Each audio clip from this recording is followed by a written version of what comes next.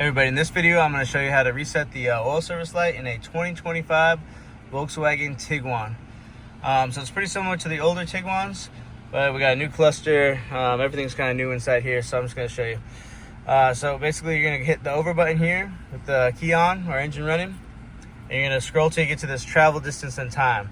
So we're already on travel distance and time. Then with that, you're going to select over one more time, and now you're going to hold the over button for about 10 seconds.